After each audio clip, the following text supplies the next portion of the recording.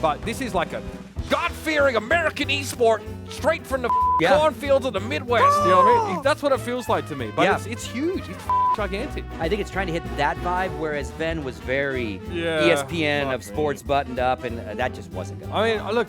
But in the venue, then you can decide which one you want to watch, but you're only going to hear one. Not a good idea. Can I get some whiskey in this? Not a good idea at all for the venue experience, because it just didn't make any, it was just weird. All right, welcome back, folks. It's been 2 years, but it's time. The breakdown from Do Not Peek Entertainment is back on the air every Wednesdays. Little different this time. We're going to get right into it. I'm not alone. I didn't want to do it alone again. I'm a like-to-rant kind of guy, but I got tired of ranting to myself. So I went and found a young Scoots, a young, better-looking, just as angry, just as feisty, similar but different backgrounds on how we've come up in esports. Mitch Leslie, UberShouts, welcome as the official co-host of The Breakdown. How the are you? Yeah, good. Good to be here, man. Nice to finally actually do a show. I think we've been talking about this for a while. Obviously slightly different backgrounds as I, came up in the Australian scene and then ended up in Europe for a while, but sort of been aware, especially someone who dipped his feet pretty deeply into Counter-Strike casting for a bit, so I was fairly aware of the scene. But yeah, good to be here. And again, obviously, I'm on VALORANTing here on Do Not Peek, which is on Tuesday, so there's a chance to delve into stuff about that scene a little bit, but having a chance to look at esports, and we are looking at esports, we're not just going to give you some watered down, half and half, milquetoast general gaming crap. We're here to talk about esports. Having a chance to do that on a show like this with you is great, so thanks for having me. Yeah, and thanks for saying yes. I'm an acquired taste in thanks the industry. Thanks for paying me, bro. So, well, yeah, it's all about the Benjamins. So to bring you up to speed, obviously, if you're not familiar with The Breakdown, we did this show when we first started Do Not Peek in a different studio a couple years ago, right before lockdown, COVID hit. And it's a studio-based show. We're in a very fancy XR stage. It used to be green screen. Now I can look and I can actually see everything behind me. It's really, really cool. It lights up all around us. And when we went into lockdown, VALORANT hit. I didn't want to do this show remotely. I was taking care of mom, COVID, lots of real-world responsibilities. I'm like, I don't feel comfortable doing my show. Let's figure out what else we do. VALORANT drops that beta. We had just started talking about this game coming on the last episodes of The Breakdown. Then it hits hard. I go, let's do a show. I do the very first one and go, I'm not going to be able to keep up on this game to be the host. So we went down this long path of co-hosts and hosts and decided to do a weekly VALORANT show because we at Do Not Peek definitely think the game is going to be a strong esport, And so that's how you and I started talking about Do Not Peek, VALORANTing, and obviously we were trying to woo you even before that of, hey, when you want to get off the road, we're doing some cool shit. So it's awesome, A, we got you on VALORANTing because, you're into that game. You're our main host on that. You're rocking that. And then now to get you coming to do this for us. And again, as he said, this is going to be an esports gaming news kind of show, but it's not your Sports Center scores, highlights, coverage show. Every esports you love has plenty of people in those are you scenes. saying you don't want to go through the VCT map by map? Anthony! Can't believe we did that. Daniel! That's Tuesdays. Ian! That's Tuesdays. Get all your VALORANT news on Tuesdays. Yeah. So, it's not that kind of show. It's more top-level stuff. It could be big drama. It could be big news. We've got a boatload, and we're going to do a little bit of evergreen, catch up on some topics that happened while we've been away, and then we'll generally be kind of a weekly news show, big topics of the week that will then delve into big conversations that topic might have led down. Maybe there was a cheating incident at an event, leads to bigger questions about competitive integrity. How do we tackle those kind of things? So if you're familiar with me, it's going to be a very similar show than you're used to, but now we've added again an equally opinionated... Just a obnoxious guy from the Southern Hemisphere. Yeah, and you're willing to say what's on you. That's the thing I love about you is you obviously are a freelancer. You do work in the space. You care about that, but you're also more than willing to give your actual hardcore opinion about something, even if it might draw some ire and maybe even cost you some bucks. Yeah, That's hard to find. Because I think a lot of casters, we could touch on this briefly, are probably pretty reluctant to do that because it can hurt their sort of career opportunities. And look, frankly, like sub-tournament organizers, a lot of them don't want to pick up these sort of polarizing individuals, right? We've had years of the same esports broadcast with the same carbon copy of a white guy with brown hair, just nodding his head at everything he's asked to do. They say jump, they say how high, right game. So obviously we've now, a lot of casters are in that position where they don't really want to put their foot in it. But look, I've been lucky to fool some really stupid people into giving me enough money to live off. And here we are. So now we can maybe talk a bit of that, and hopefully we can broach some topics that either get missed or people don't understand enough, or maybe people are a little uncomfortable to talk about because I'll go down swinging. Yeah. And again, I've spent a career swinging and going. Yeah. I bet swinging. That's it. No, we're done. That's it. We're done. All right, let's get into it. Let's first catch up a little bit. Obviously, COVID hit. Yeah. I had a funny little thing like, what did you during COVID? Like your summer vacation, and the big things for me, obviously, we're taking care of mom, figuring out how we run the business in this remote. What do we do without a studio before we have a studio land? And then I decided, you know what? Now is the time. I always wanted to do this. I always wanted to see how long I could grow my beard. So, nothing to worry about camera-wise, no clients, nothing, hermit land. So that's about how far I got. And let me tell you. How long was that? Sorry, very quickly. This is what the beard turned into? It got sentience? And then my cat showed up out of my beard. Oh, that's your cat. Sorry. Yeah. I thought your beard just grew so long it had a mind of its own. The beard foraging. literally was from mid-March of lockdown till I got my vaccine April a year plus later. Okay. So 13 months. So that's how long it takes to grow a beard. I tell you what, I had a awful one while I was in lockdown as well. Don't show that. I mean, this one's great. Yeah. I had a that's what you did. Then I had a kid. This was a better decision than growing a beard for me, at the very least. Was it though? It was more expensive. It is expensive, no doubt about it. Ash isn't watching, is she? She might be. You never know. Yeah, we'll see. We'll see if there's thumbtacks on my seat when I get home. But yeah, obviously, last January we brought a little boy into the world, which was great. So obviously, awesome. I don't know if esports is like really ready to deal with talent and players and stuff that have kids. I think it's like a little bit. So far that I've found, there's not a lot of provisions for that, which is fine. It's like a freelance industry. But I've had a lot of conversation with people like, oh, you have a kid. Oh, that means, oh, wait a minute, you might not be able to travel to this thing or do this thing. So I've had to navigate that in an industry where I think maybe the second wave, but all you first wave just couldn't, like, you're repulsive to the fairer sex. Like, no one wanted to have kids with you guys. So like it's my generation. The second generation, he's looking at me like he's not happy. Because we were losing money. We were spending our money. You got money. I guess so. You know how it works. But I don't know too many other people in esports that are sort of having kids right now. There are a few, right? There's I know that Frankie's either expected. I don't know if she's giving birth yet. Very soon. Vala, obviously VALORANT commentator, ex-Fortnite guy. I think he's had a kid. Obviously, Sean Gares, Nitro from 100 Thieves. That sort of now the second wave, I will say, of professionals are having kids. The first wave just never had time with it because they gave up their life Jordan. to exactly. Jordan Nothing's also which blows my mind because in my mind he's still a kid who played for me when I was at EG. Yeah. Right? And he's now again more mature than me. So amazing. It's that's happening. You know what I mean? So that's all. I bet my co-commentator Matt Morello is probably not too far away from it either. You know what I mean? Yep. So like that's what's happening, and we're trying to figure it out. But outside of that, I mean, I didn't do too much. I cast 2 seasons of the Overwatch League from my garage because we went fully remote. So that gave me plenty of time to ponder my navel and pull the lint out of it. I tried to, just get in better shape over the break as well, and just try and, find some motivation in the day-to-day, because I'm sure, this resonates with you as well. It was kind of easy to feel stagnant during that lockdown.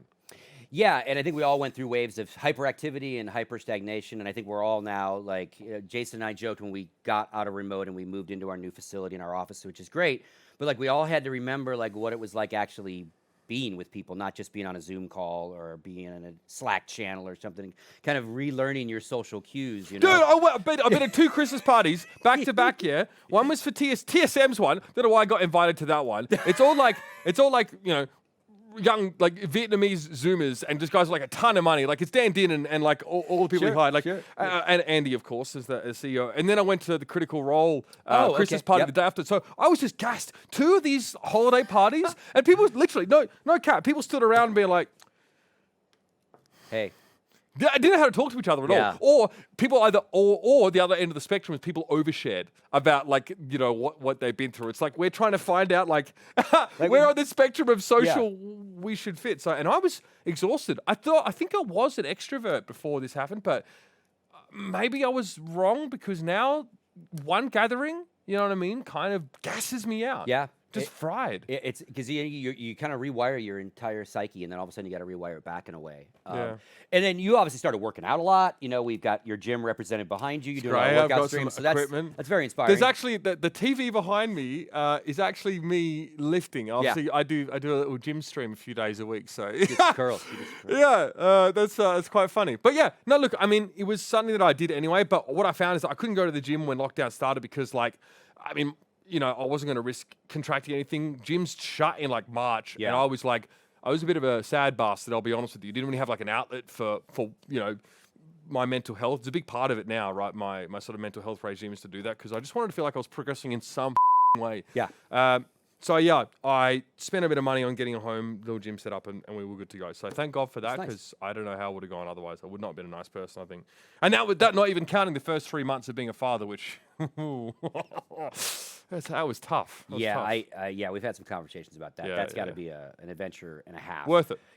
So let's get into our first topic, and it's more of an evergreen topic. This has already kind of happened, but what we will talk about a lot, which is what I've always talked about on my shows, whether it's Live on 3 or the Breakdown, stuff like that, is production of events, the world of production in esports, content creation, gaming stuff, all the different companies coming out. And one of the big things that happened during kind of pre-COVID, we talked about it actually on the Breakdown, some of their press releases, but then during COVID, they came out gangbusters. They came out loaded for bear, Venn. Yeah. This new mega network coming to deliver us content in a whole new way. Yeah, so the idea was they come out and say, we want to be the MTV of gaming.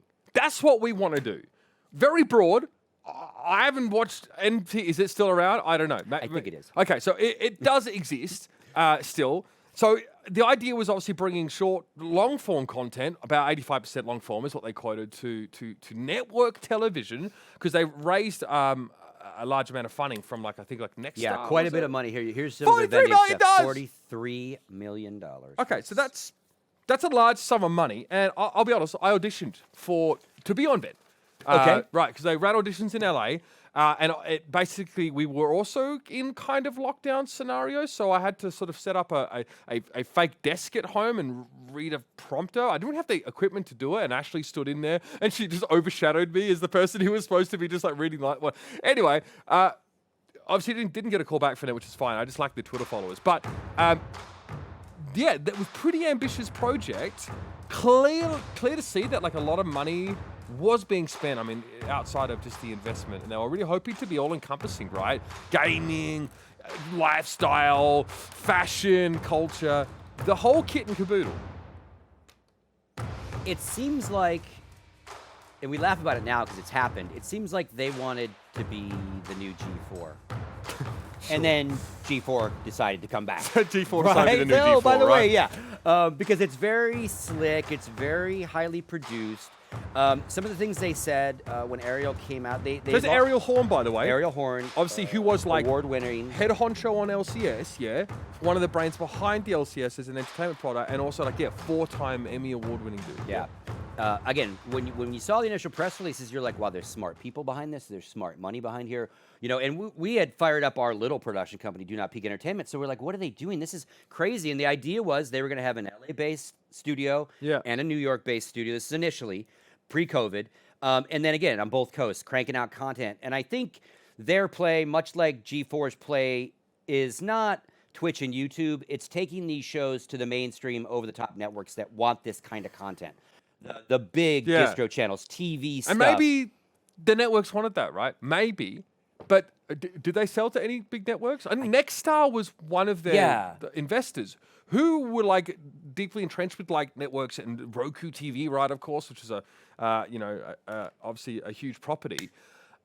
But I wonder, it's like they almost aimed the product at the networks and not the people who'd actually be watching it. And that's, I think, always the linchpin problem. If you go after that mainstream, but you not only ignore the hardcore, the regulars of your restaurant, if you will, right, or you make content that turns them off, it's also, in the end, not going to help your mainstream, because they want the buzz that the hardcore likes. Sure. Right? And we use the word authentic a lot in our space, right? Gamers for gamers. Every company is for gamers, by gamers, all these different things. And it didn't feel, even though they had some authentic personalities and people from our space, it didn't feel authentic. And I often wonder if it's stuff like, is it too slick? Is it too nice? Like, obviously, we're in a fucked up little XR set, right? Well, we like, are trying to be a little slick here. a little slick. It's not a cheap place we're in, but it's Yeah. obviously, we're not trying to, pull the wool. We're not in a fancy New York studio. And then I wonder, the minute I recognize and like a personality, like I watch you, I enjoy your stuff, but if I tune in and all of a sudden you're reading teleprompter shit to me, I don't like you anymore because you're not who I liked. I've been there. Yeah. Right? And our industry is generally not teleprompted, right? You're generally not scripted.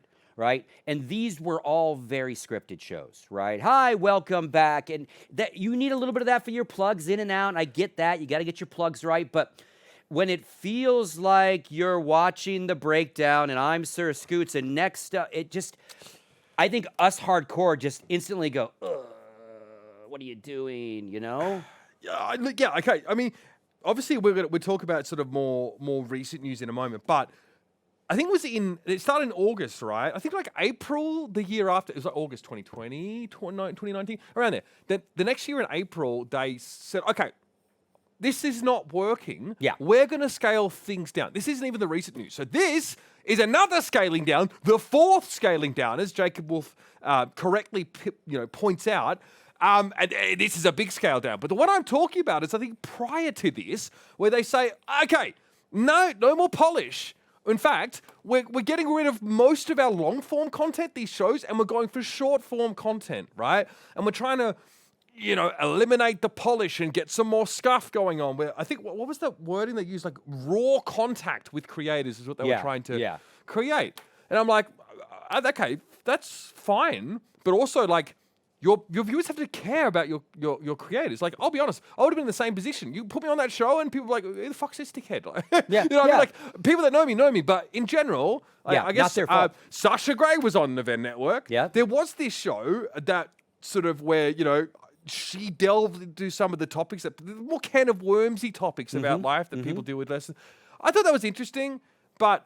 I mean, Matt Morello, who was the person who took the standard-looking white guy brown hair slot from me, who beat me out in the audition, was saying that it got to the point where he just went to his computer at home, got on like a VMix call, and was just on the wall while Jimmy Wong and Aaron Simon and Emma Fife, I think, was sat at the table talking. So Venn obviously realized people don't actually fucking want this content. They don't want the MTV of gaming. They want a more authentic connection, which you don't get, when you put a prompter in front of someone, right? Yeah. I did like an esports weekly news show for Cloud9 for a bit. It was pretty heavily prompted. I thought the show was good, but we all love the stuff that we work on, right? We all always have a bit of a soft spot for it. But no one watched that either, because they didn't want to watch like a show that was about 24 different fucking games, and like you just... and when each time you talked about a certain game, it was so skin deep, you never really got anywhere. So anyway... That was the first scale back. Now this second scale back seems like it might be good night, Sweet Prince. Yeah, and again, they came hot and heavy, and then they fucking poofed. And rumor on the street behind the scenes is that they're trying to sell whatever they can sell, whether that's they show contracted IP assets. an accounting firm to handle the acquisition or something like that. Yeah, because they ended up, I believe they were always renting their studio space in LA. They never got to the point where they built and opened their own facilities. So they don't have those kind of assets. Now maybe they have some gear. Sure. But maybe it's some of the IP of the show. And then I just wonder, did they because they came out early. They made it a big deal during COVID that, hey, because remember, right when COVID hit, everyone's numbers skyrocketed. It was the greatest thing in the world because no one else had anything to watch. Everyone's numbers went up for esports, and they decided we should come early and take advantage of everyone at home needing content. So probably a good idea, but that led them to having to rent the facilities in LA versus having their own. And then I wonder, did they really need to start with 5 days of shows and all that staff and all that talent? Or was it at least 3, right? Was it 5 full days of I think it was 5 weeks. It was 3 to start and played over and over and over, right? Yeah. And I just wonder if they bit off a classic example. Did you bite off too much and burn through your runway way too quick? Misjudged who you might sell your shit to. Or did you just make a product that people didn't actually, you might thought, like, it's an idea, right? It's a fun idea. Let's do MTV for gaming. how many times has trying to recreate like a traditional entertainment product in esports really gone that well, right? I mean, we've seen 25 Sports Center versions of ESPN's esports news show come through the doors. And people that watch linear TV, right, will watch that shit because they don't fucking know any better. They watch the NFL Sunday show. It's like a bunch. I'm sure they're very well respected. Some of them like a Hall of Famer, like football players sat there. You know what I mean? Okay, fair enough. But people don't know any better, right? Yeah. And even that has like a little bit of, off the cuff stuff. In Australia, we've got a show called The Footy Show that, well, I don't know if it's still going, but it aired during the week. It was about Australian football, right? And it was like pretty out there, like fairly unscripted, very like, but it was very blokey, right? Too fucking blokey. Yeah, Hey, yeah. get out, Jimbo, and some of the humor just didn't really stick. I don't think it really would have worked in today. So, Venn, they're dead. That's it. It's fucking curtains. And we are talking like high-profile investors. Noel Winston probably had his fucking, his hand in that one. I know that, like, again, Ariel Horn is a very, highly respected individual. This is around the same time that the product known as Quibi also just shat the bed. Yes, Quibi came and went in the same time frame. 15 minutes. Right, on your phone. It was predicated on the fact that Jim Bob, bloody no hands on the fucking subway, which we don't have in LA because your public transport's dog shit there. But you don't have 30 minutes to watch a show, so you're gonna watch a 15-minute show because you don't want to fucking pause anything. Yeah, God forbid you come back to that show you were watching. Shit, we have like DVRs that record shit for you now when you're away from home. Another example, maybe of an idea that doesn't actually just have the staying power that you might think. But what then? While we're all operating our doomed esports shows, what then do you think separates G4 from this Venn initiative? Because obviously G4 boots itself back up. They bring in a very diverse and known cast of creators, some with extremely polarizing opinions, especially about certain billionaires' proclivities for enjoying League of Legends characters, but that's a whole other story. Yeah. Is this the same shit? Yes. I think yes, with a little more authentic flavor. Right. Because I tuned in and Ovily's making sex noises. Yeah. I'm like, okay, fair enough. Yeah, I think they're definitely trying to hit more of what we're used to and what we like to watch, whether from our streamer or type of content from some of the shows I've seen so far.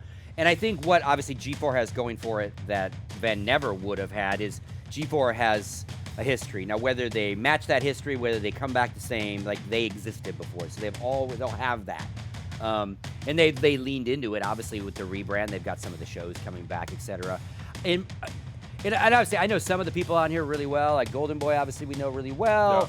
Yeah. Who moved from New York to do this show. So that's a vote of confidence, for sure. Yeah, but again, I see the same issue. I don't want to say problem because I don't know if it's a problem yet for them. They're obviously spending a boatload of money on facility, talent, and production crew in this building in LA, and they're hoping to make enough good content to get past Twitch. It's not the money for this kind of content does not live on Twitch and YouTube. They cannot pay for this facility from Twitch and YouTube streams. So they have to... Especially because they're not going to fucking sell broadcast rights, are they? And I don't think, because Twitch isn't in that game anymore. Yeah, now, 5 years ago... Well, they might be again. We'll see. Maybe for a G4, there's some money there. But the point being, they got to figure out how to take this kind of content, trim it, package it, do what they need to do to it, and sell it to the big boys, the big networks, for their kind of content. Because they're all still gaming and esports. But they are already a network, right? This is Comcast money that bankrolls this show. Right. So here's where they have a better distro pipeline than maybe Venn had, even though Venn had that deal going. I think they've got a better in to go, this show where, let's make this show for this network. Because that's how they make their money, whether they start white labeling or co-branding and getting it off of our streaming platforms. I will say that if we're going to attack the core issue, I think with retention on shows like this, like the authenticity, I think is important.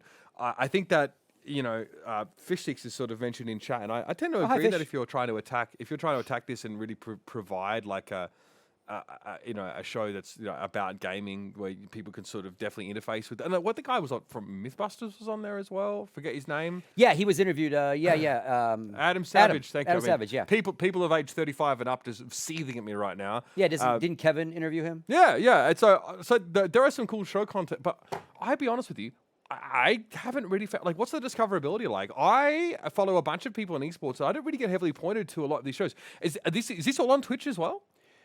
Yeah, I mean they're on Twitch. It's all on Twitch. Yeah, I don't know where else they're putting it. I do know Either it's my on head's Twitch. up my ass or fucking buried in diapers that I'm changing, or I've not really managed to find my way across to the show that many times. I'll be honest with you. So, yeah. Well, and obviously Twitch has its own discoverability problems, whether you're big or small. Just in a regular person seeing what else is on the site. So if you don't already follow them, or you're not in that loop where it shows up in your recommendations, you might not see some of their stuff, right? And again, in watching their content, again, it seems more genuine. It seems more unscripted and more a lot of like stream hours and tuning, and we're just gaming and fucking around, and that's what people are used to already watching on Twitch, whether it's an XQC or a different streamer. So I think it's trying to hit that vibe, whereas Venn was very ESPN of sports buttoned up, and that just wasn't gonna fly. I mean, look, take it from someone who worked in the Overwatch League, like from 2018 to now. That shit never worked for us. Don't think we didn't fucking try it. We were on like what, ABC, ESPN, The Ocho. Yep. Told by our fucking numbskull director at the time to like dumb things down as much as possible. Here you go. Where to watch? Here we go. We found this for me. So obviously on the website you can do it, and on Twitch. Also cable television on service providers such as Verizon, Fios, Xfinity, and more. Again, Xfinity, another Comcast product there. So very, very much in there. But so I think they already have existing distro, like you mentioned. I do think they hit the mark a little bit better. We still haven't had the question of, does this make sense for this generation of cable cutters? Because I don't have cable.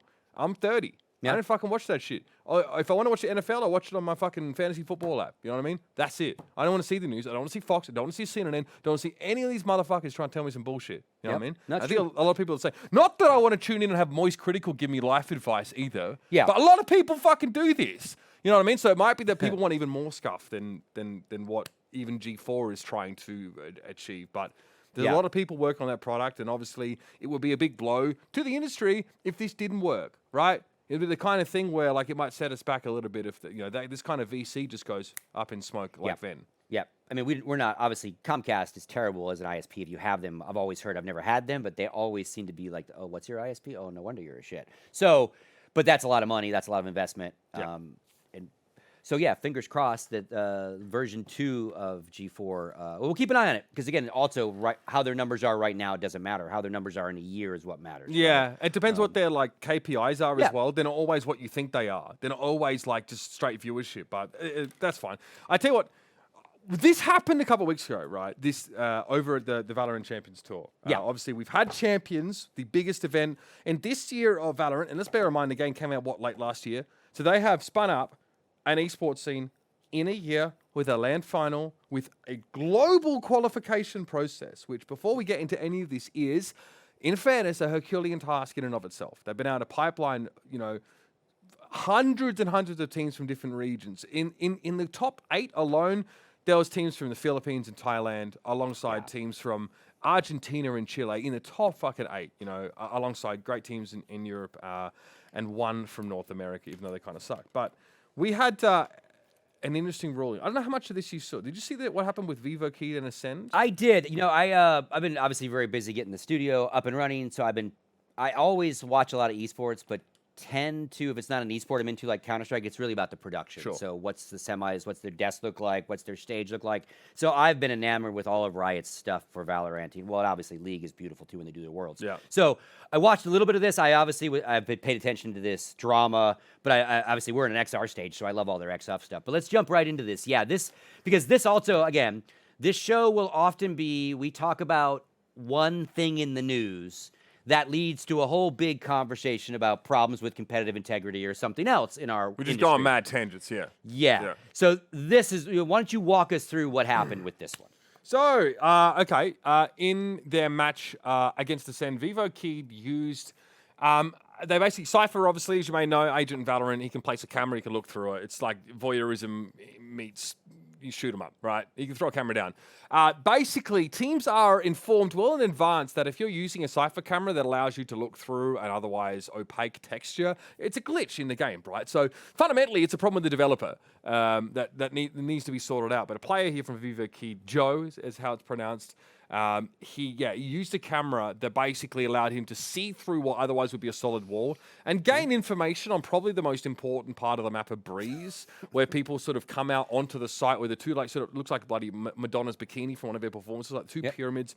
You can basically see the attacking team come through cave there, and if you don't see them, it's also mad. It's sick information. Yeah, not knowing is knowing in a way, or not seeing is knowing. Yeah. Initially, he said it was used. They said it was used 6 rounds. So what they've actually done is, they sort of forfeited the rounds from them, and there was a whole lot of bullshit about it. But I think what really got to me most, Scott, was the inconsistency with how this had been approached in the past. We talked about on Valoranting because this happened before. Teams have done this camera and been punished before as a result of it. And this Vivo Keyed ruling was much softer on it. Yeah, and you know, obviously, plug for you all at home. We do a show every Tuesday called Valoranting, covering all the weekly news of Valorant. So there's your coverage show for Valorant every Tuesday. He's one of the hosts, 11 o'clock Pacific. No, 12 o'clock Pacific. That's 11. It's 11. It is 11. Yep. I'm sorry, yeah, 12 for us. You had a little thing I had to a say rant. about this. Yeah. Let's see Mitch in his element. This is why he's on this show. Vivo Keyed fucking cheated. You cunts cheated. You cheated. Now, initially, the 7 rounds, they lost those rounds. Like the initial punishment was too fucking soft, based on the precedent that has already been set.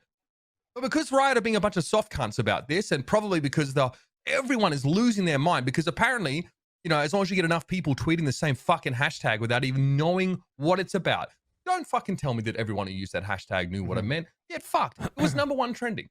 Yeah. You are going to flagrantly ignore the precedent you've already set with your league operations department and your rules, and you are going to overturn it and allow the match to be... Now, in fairness, Riot did obviously give a large handicap to Ascend, and they did win this series as a result. You're telling me that you have just fucking bent over backwards for this region, and they're complaining on Twitter in order to allow this to be replayed. So, look, this is fair. You know, we've determined they should have forfeited 3 rounds, not 6 or whatever. Okay, teams did this once, and you fucking had the game. You had the game disqualified once, and now you're going to allow the. I understand that this is maybe a different tier of event, but that should mean that the punishment should be more severe, not less, because there's so much more on the line. Well, and there's so many other teams that have so much to lose. Yeah.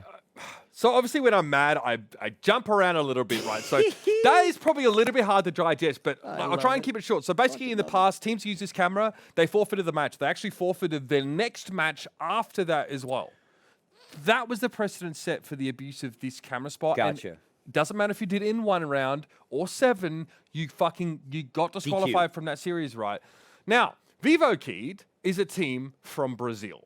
The Brazilian fan base is obviously very vehement, very vocal. Now, what happened initially is that Riot were like, okay, well, hold on. They started with a softer solution. They said, all right, well, you use it in 6 rounds. So we're going to take 6 rounds off you and then give them to Ascend. And then what we're going to do is we're going to give them 1 round as well. The problem is that resulted in a 13-10 result for Ascend. So basically, it's a referee decision that actually changed the outcome of the game, which is quite drastic.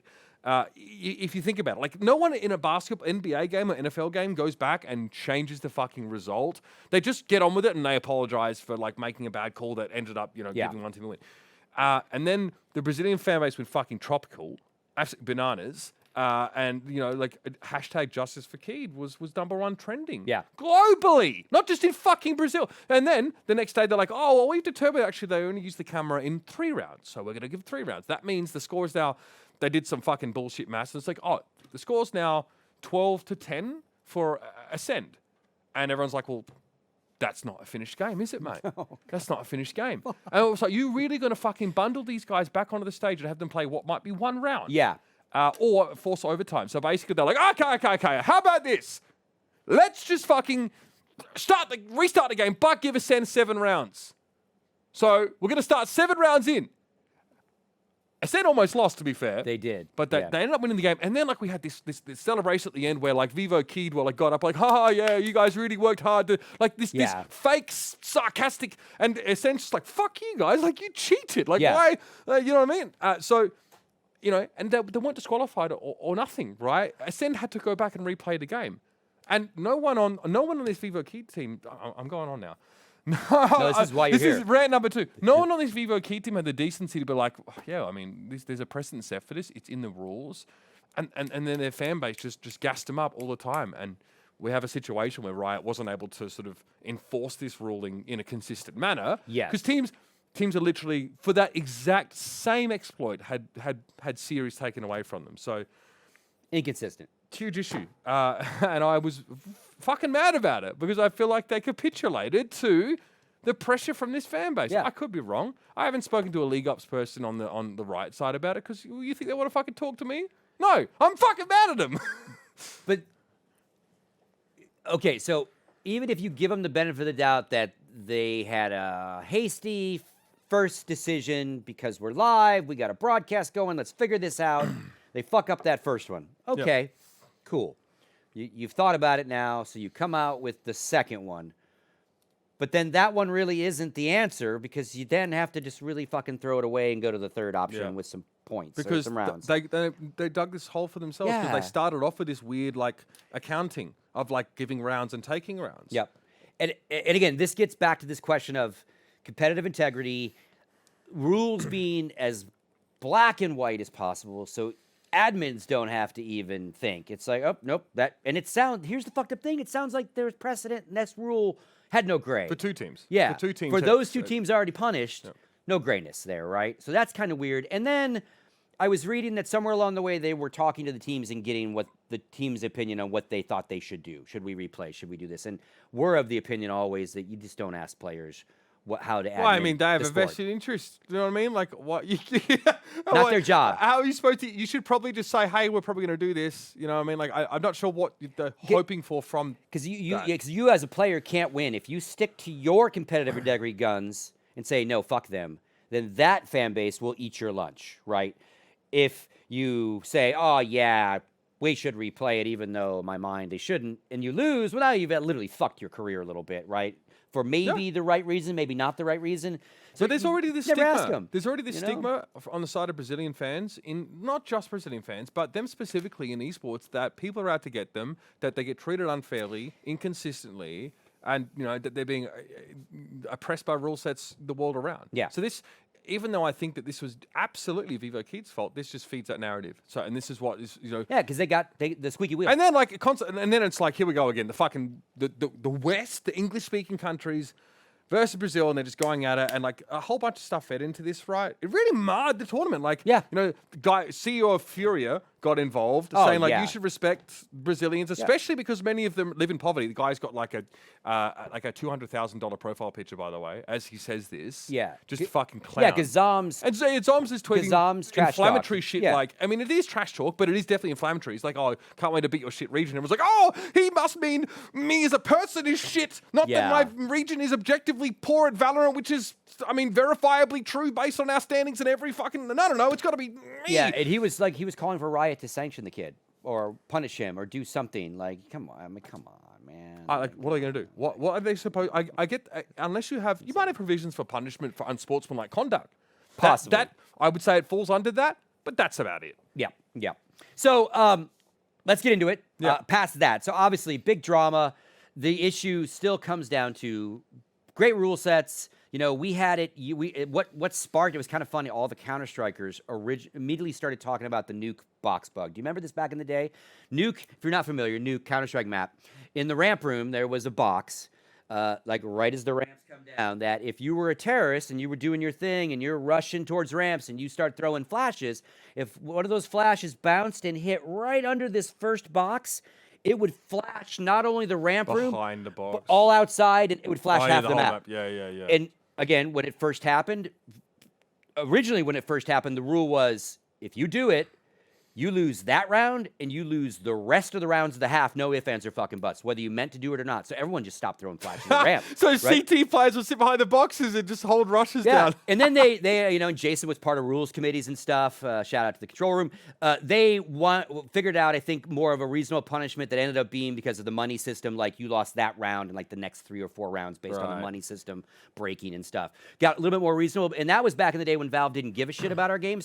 And they couldn't find the original map file to open it to bring the box down. So someone eventually got it, and Drax got a copy of it, and he put a fake wall in front to block so the flash couldn't go under anymore. But that's how it got fixed. Yeah. But shit like that, same kind of thing. Like you fucked it up. It didn't matter. Like, sorry, too bad, so bad. You just lost the map. Yeah. You know, and it's just so weird that Riot had the one question about the precedent.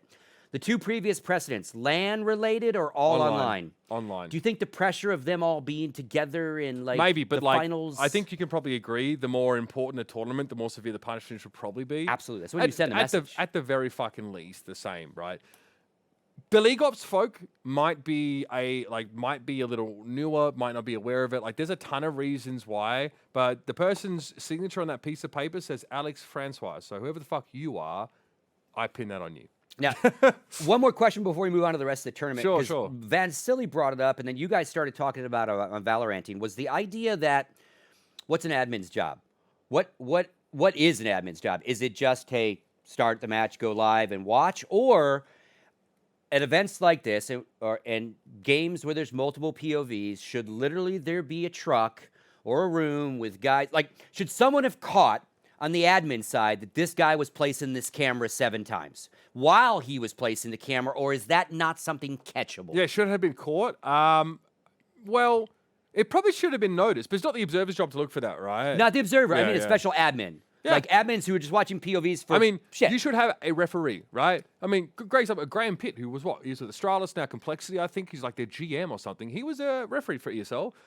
Really knew his stuff. Yeah, I would say admin, I mean that. Yeah, admin, referee. I mean, both. You should have Yeah, both, realistically. And the fucking ref should be stood behind the players.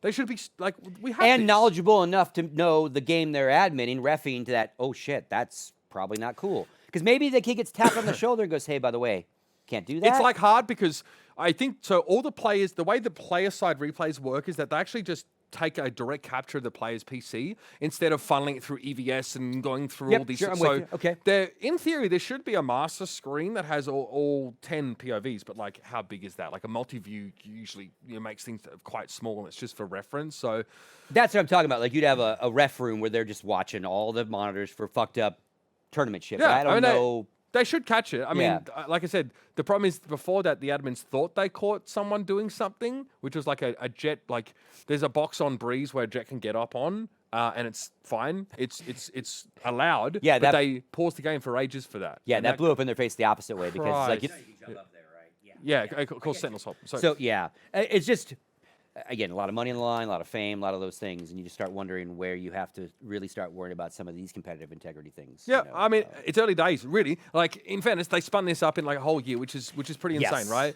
In the Overwatch world, people were still like, "Yeah, we don't know if this is going to be an esport yet. Why are you forcing it?" Where in Valorant, they've managed to put wheels on this and send it careening down the road. So that's good. I mean, Ascend, who were the team that had to deal with this nonsense, ultimately ended up winning. So they ended up coming away with the win. I think it was like, I don't know, 1 million viewers in the first map of those finals, which is a pretty big deal. And they gave us an incredible game.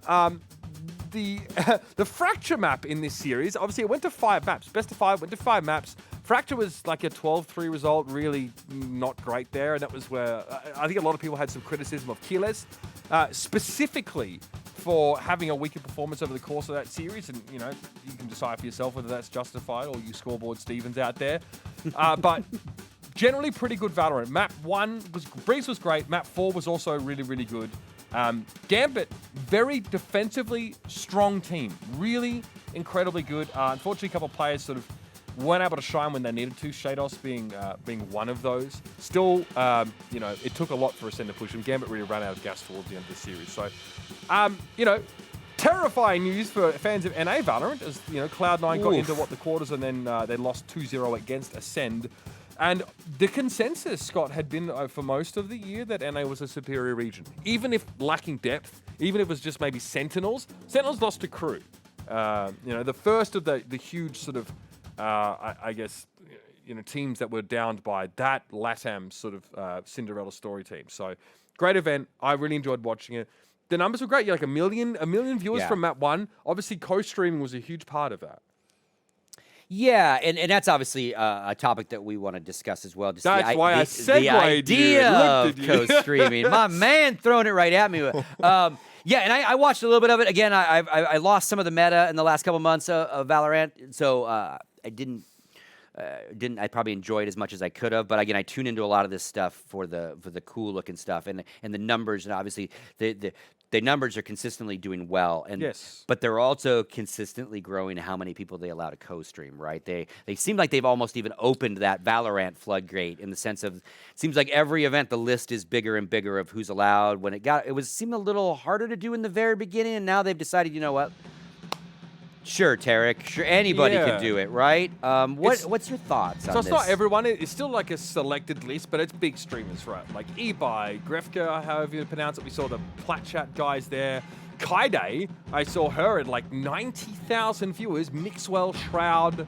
I think that might have been Kukuka, I'm not sure. But yeah, like a lot of. So this contributed, I don't know what percentage, but look, safe to say this contributed to a very healthy amount of the viewers. Now, you could argue that, you know, with co-streams not there, let's say like generously 50% of those viewers are on the mainstream as well, right? Yep. So, but I would say that you are reaching viewers that you are not normally reaching in doing this. Even like Platchat, got like 2.5k viewers on that one there. I mean, you'd be full for thinking those guys were just going to stop casting and just suckle at the co-streaming teat for as long as they possibly can. Yep. The concern to me is that this is completely foreign to what Riot are doing with their League of Legends co-streaming, Scott. Honestly, it's kind of the opposite. Yeah, because there is very little, if any, live co-stream of League, and it's under time constraints and shit, if I recall, for Worlds, right? So Captain Flowers, you know, Yes. otherwise known World as famous. Captain America, Yep. you know, jawline of diamond, you know, my arch nemesis. He couldn't attend Worlds this year due to just being burnt the fuck out. Fair enough, right? And he was obviously going to, you know, provide content around it from home. Yep. He was told that he could not show any footage from Worlds until 24 hours after it occurred. So he was casting the games. Now, I'll be honest with you, Clayton, I don't know how Riot casters work, but if I had like a very good caster casting over my casts, I'd probably be a little funny about it, to be honest with you. Maybe I'd want to have a conversation with you about it, but let's assume for the sake of argument that you cleared this with your, you know, everyone else who was going to be casting. That's fine. You know, still, it was a co-stream in essence, right? Because he went through all the games. Yeah. But he couldn't do it until 24 hours after. Captain Flowers, Mr. Golden Boy, Mr. fucking top billing, you know, play-by-play caster at Riot, whatever that means to you. Yeah. And apparently, this was common. There was like an embargo on all the world's content, with the exception of maybe some Chinese content creators, although I'm not too sure. So no one could really co-stream Worlds in effect, and there was this 24-hour period. And now what we're hearing is that Riot are getting more and more selective. Now they're telling people what games they can fucking co-stream. Same company, same director of esports. I mean, mate, it's Waylon Roselle. Yeah, It's behind all of this shit. Big boy with a big fucking, you know, job title upgrade and promotion. Big smiley face accepting all the esports awards that they shilled for. This guy is ostensibly like, you know, in charge of the whole umbrella. So why such a different policy between these two games, which are both Riot games, which are both esports? They're both trying to, you know, build them up grassroots, so to speak. They're at different stages in their life cycle or lifespan. Sure. But I'm seeing meteorically different approaches between the two. And it's getting worse on the league side, getting less co-streaming. Yeah. It's got to come down to broadcasting and brand deals, right? It's got to come down to they've locked in regions, they've locked in deliverables to other partners, so therefore they can't do it in League, but they can do it. Because League's all franchised, you think? Yeah, and media deals are already in place with different countries and different regions, and maybe that's still a really open area in Valorant, so they can experiment. How do you... And also maybe they don't care because League is already League. Well, yeah, they don't care to like give co-streamers a chance to, you know, benefit from that broadcast, right? How do you sell broadcast rights if your game is co-streamed as widely as Valorant is, for example? Like, who's going to go, oh yeah, I'll pay millions of dollars to have this on my platform while Mixwell and Kaide are out there, you know, with like between them 200k viewers or what have you? Does that work from a business perspective to be able to... Now, Riot don't always sell broadcast rights, by the way, but I know it's a huge chunk of revenue. I think if you are going to franchise and you are going to offer organizations and teams, first of all, you're going to make them pay a buy-in of any amount. It doesn't have to be exorbitant, ridiculous, unnecessary, like 20 million. Yep.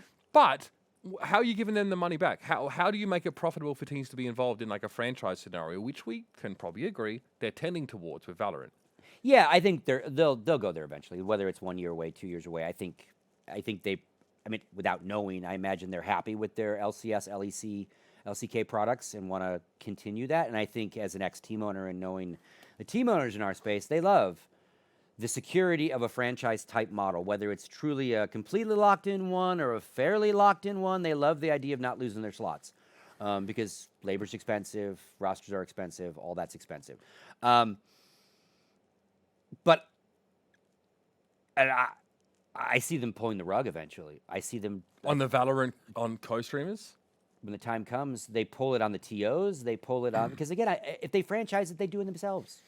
Just like they did with League. In League of Legends, they had all the other TOs doing the shows. Hell, we did a WCG at Live on 3. We did the US qualifiers for League of Legends. First ever use of their observer client, and cool shit with Rivington showed up. But then eventually they learned from ESL and learned from all the big boys and went, thanks. We'll bring this all in-house. They built their studios. They put their pipe.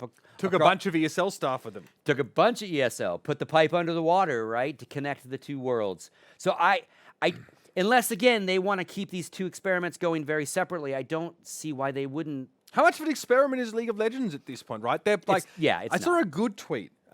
They were saying like they're piloting League of Legends like an industry leader, and they're piloting Valorant like one that is not yet an industry leader or like a a leader in that sector of genre, right? That might lag behind Counter-Strike, or maybe they're using co-streaming for extra reach, cultural relevancy, which is pretty important. I think you want the Zoomers playing the game. You want your favorite streamers. Yep. You want it to be cool to play Valorant, for example. But I wonder, for those streamers, I hope they realize that they probably better turn this into something that's more consistent down the track, because they might not have this as a revenue opportunity going forward. Yeah, because I think you've got some streamers that don't, in the sense that if it went away, it would be like if Shroud doesn't have a watch party for Valorant to stream, he'll be just fine. He'll be fine. Right? So will any of those type of streamers. But obviously the Plat Chat guys live and breathe this kind of content. There's 5 of the cunts. Yeah. How are they going to fucking pay? Like, Yeah. how much do you think Riot are paying them to co-stream? Not enough. And how much revenue do you think they're taking from the stream? Like, it's a good viewership, 2.5, Yeah, right? yeah. But for 5 people, I don't think so. Yeah. They'd all have to stream individually on their own channels and do quite well as well in order to pay for all that, I want to say. So, unless obviously they're doing other stuff on the side, right? But like, do you think really the Overwatch League is going to have them back on the league and let them just fucking co-stream Valorant events when they want? I would imagine they're not You're gonna out be, of your they're not going to be happy with that. goddamn mind. You're out of your goddamn mind. So I wonder what those guys are up to. Just obviously I don't know what they're doing there either, but Yeah. My closing thoughts on this was, first of all, Valorant gets a gold star for this year. Like, I think I had issues with Nerd Street, how they ran stuff. Plenty of sort of decisions that were dog shit from Riot's perspective on how they run their events. But given that we're in this COVID landscape, that everyone's trying to figure it out, that they put on some pretty incredible experiences, especially with the use of AR and XR, with their venues, Yeah. right? Just really nailing a product that they know is not for people in the venue, but more so outside of it. I think that they have a lot of tightening up to do on the broadcast side, specifically the talent they use, how they grow them, stop mixing them the fuck up, stuff like that. But look at this. This was fantastic viewing. And, so I swear to fucking God, if the Overwatch League puts us back in that god-awful virtual set again, with this 480p monstrosity that runs at 20 FPS, Oh, God, yeah. I'm just going to lose it, because this is how you run events where you can get teams in person, which is not always easy to do. Yep. Riot had a fucking LAN server set up in the hotel to make sure this was possible, and they Yep. had to have some teams play from there, right? Yeah, they had a lot of weirdness have to go on. but This might be the future of events, and even if we go back to in-person events, a ton of this can still be used. Like, the viewing experience was, outside of Keyless trying to lick the fucking trophy, was sublime. So I'm really pleased with this, although I've been very critical. There's just a lot of good things to say about how Valorant has gone this year. Now, will the viewership get to where they want it to? Because I know they're watching very closely, Riot, to see if it's going to make sense to try and make people buy in or to franchise this, right? Yeah. The viewership, frankly, on a lot of the stuff throughout the year, your VCT, your challenges stuff, not great. Yeah. It's not.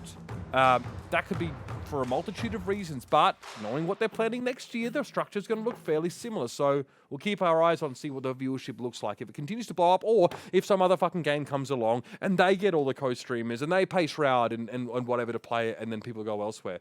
Who fucking knows what comes out this year? Yeah. Yeah, again, I think they had a great year. My initial thoughts when it announced was, here's the things they have to worry about. You've now made an FPS that has characters. So the core of your game has to have fresh characters on a regular basis, or your game will die eventually. You mean content, right? Yeah, like Counter-Strike. It's amazing Counter-Strike actually still exists with how little extra new shit ever comes to us. But like, so they need maps. But the minute they drop a new character, the same problem you have in Overwatch. Then you've got balance issues, and the only content in that game is seasonal skins, which is great. But the last time Overwatch introduced a hero, I was childless. Right? I was childless.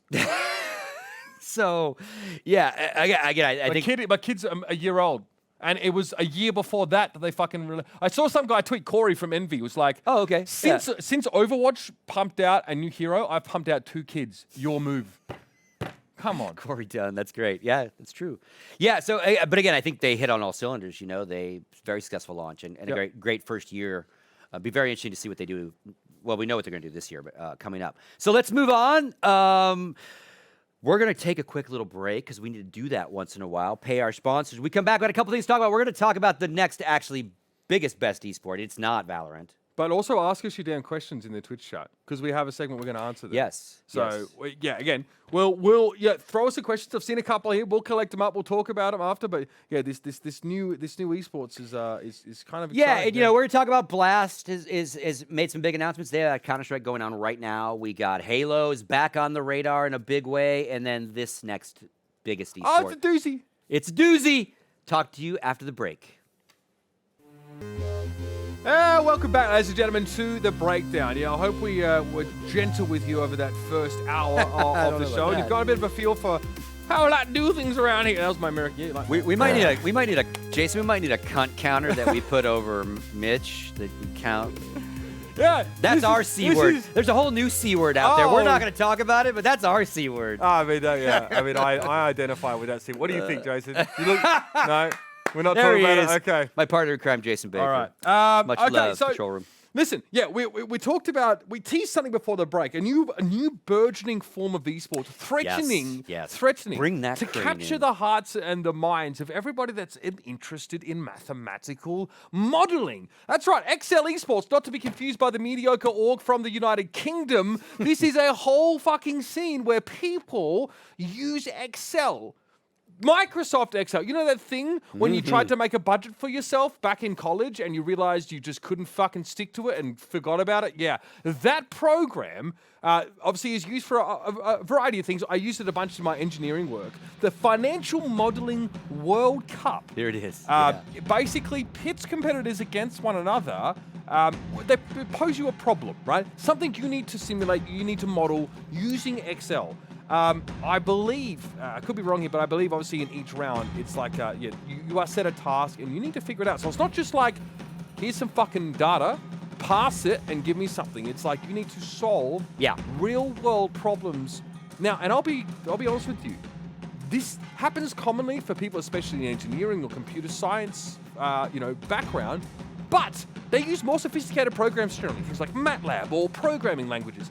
Excel obviously can be, considered one of those in a way, but yeah, very impressive just what these gentlemen have to do. Yeah, and the cool thing about it, tuning in and watching their stream, by the way, this is a culmination of a league. This is the World Cup finals, so they've been playing all year, and, these guys all work for financial institutions as, financial modelers and have jobs in the business, so they're all kind of sponsored by their companies, so to speak.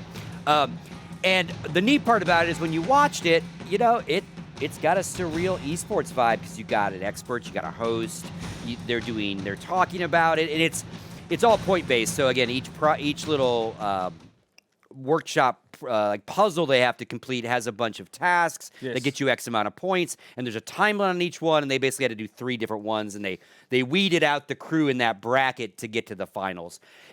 really, really neat shit. I mean, it's just one of those, like, what doesn't esport? You know, what can't you make a competition these days, right? And obviously we're taking the piss out of it a little bit, but Sure. really neat. They take it very seriously. Now, and I think you had some representation. I think there were some Aussies in it. I know we had an American guy. I don't think he did so well. You know, he came off really good in his interviews, though, which is an American thing.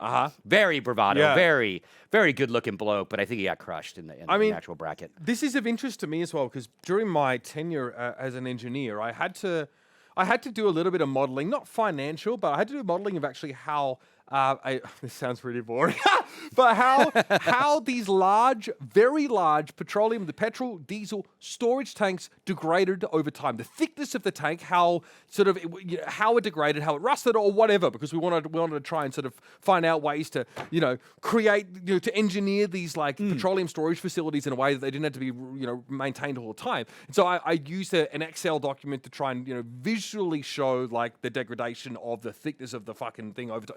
This has to be done in a lot of fields, and especially like science, engineering, technology. I can't sit here and tell you exactly what they're trying to do here at the Financial Modeling World Cup, especially because the problems are very different. So, maybe if we ever get someone who sort of knows a bit more about that to talk to you, then they can. But I just thought it was very interesting, and I think chess making its way onto Twitch making its way into the public eye, and maybe it's a fucking game, mate. It's a game. No one's going to deny that. And, we were the advocates in esports of blurring the lines between what makes a sport and what isn't, right? We eventually decided we didn't give a fuck. We're going to do our own thing. But with chess in there and now, of course, with the Financial Modeling World Cup, I think we're definitely stretching the definition. But at least we are finding ways to create competition around these things. And your mum won't fucking tell you're wasting your life learning how to financial model. as opposed to scrimming fucking Dust 2 8 hours a day in your childhood. Your mum would love to see you there on the Excel sheets, even if she doesn't know what Dare I mention the Farming Simulator 2021 $100,000 tournament that's going on? That is the shit. I have the best combine in the fucking Southwest region, man. I'm telling you. Never played the game, but apparently people find it extremely tranquil until you start min-maxing. But I'd probably prefer Stardew Valley if I'm honest with you. But I can see the appeal. I think it's escapism. You know what I mean? So yeah, I don't know about you, but I'm cool with it. It's something a little bit different. I have no idea what it's about. Yeah. And everyone seems to be wearing like a button-up white-collared shirt. I'm like, all right, what can we do with this to maybe make it a bit more fun? Maybe we can't. Maybe it just is what it is, Scott. I mean, I'm not gonna lie. Maybe it's a little early, but they've definitely got a diversity issue over there in the FMWC too. They got to work on that. Listen, guys, if you want to know what it's like to compete against every other white fucking brown-haired guy, come to me, because I've been doing it for years. I've been staving off the fucking ocean of Kyles to try and get these gigs, mate. So hit me up. I'll help you stand out. I can't help you against other minority groups. It just goes to show, definitely an audience for almost anything out there, right? Yep. People find entertainment in all sorts of fun shit. Did you say like our stage operator? So one last thing, Matthew, who runs our XR stage here, he works for Bitfire, super rock star kid. I was talking, we were joking and testing about today's show, and we brought up this topic, and he's like, hey, wait a minute. I watched that this weekend. So he did watch it this weekend, but here's where it gets cool. So they had 3 problems to solve, with points. You can download those problems yourself and test yourself the exact same way the pros did. So that's kind of neat. You can see how you did comparison to your I mean, champion. I personally... I heard your region's pretty shit, by the way, when it comes to financial modeling. That's what chat is calling your region shit. Australia's bad at it. I mean, it's probably because our government's just taking too much money from people. But I personally would rather shit in my hands and clap than do that in my free time. But, I mean, at least you can actually, you can test your might. And it feels like, what is it here in the United States where there's a group of, in college, right, you go to these competitions. It's not spelling bees, but it's mathematics. Mathletics? Mathletes. Yeah, right. It's like the evolution of that. Yeah, you know what I mean? sure. Yeah. I'm here for that shit. That's cool. And honestly, you can use calculus especially, but I mean, stuff like Excel to solve real world problems. We do it all the damn time. It's how we model the world around us. We use calculus, which is why it's important to fucking pay attention to that shit, even if you're going to be a gamer. Jason, you flunked? Producer, didn't listen.